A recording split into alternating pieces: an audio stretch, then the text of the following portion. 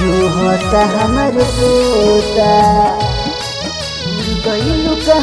उड़ गइलु कहवा मैना, जो होता हमर तोता, जो होता हमर तोता।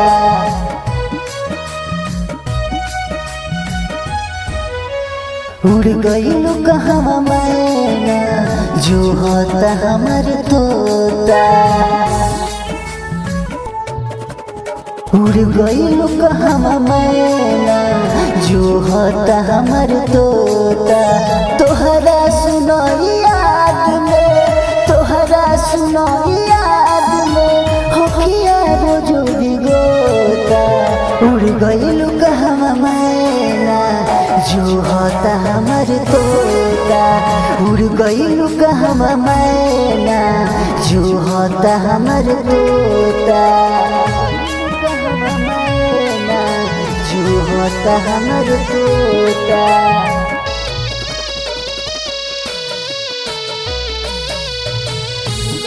कहवा मैना, जो होता हमर तोता।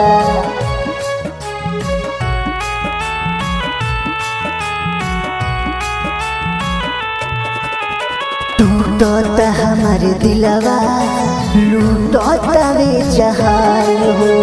तरपी तरपी मर जाए, निकले लगे परान हो।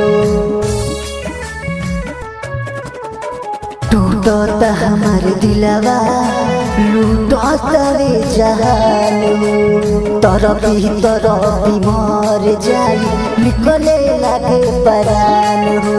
तोहरा बिना सुना लगे, तोहरा बिना सुना लगे हमर सुना न खोता।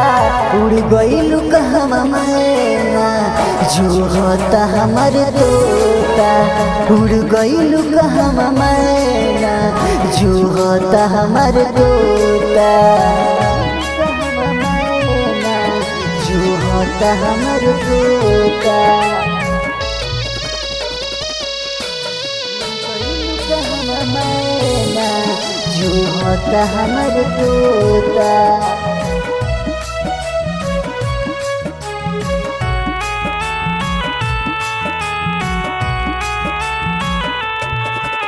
दीपक दीवाना निर्भय कहता तोहसे बात हो। झलक देखा जाई सनम, आखिरी मुलाकात हो। दीपक दीवाना निर्भय कहता तोहसे बात हो। झलक देखा जाई सनम, आखिरी मुलाकात हो। रतनेश के प्यार के, रतनेश के प्यार के बनलू नयनोखा। उड़ गइलु कहवा मैना, जो होता तोहर तोता।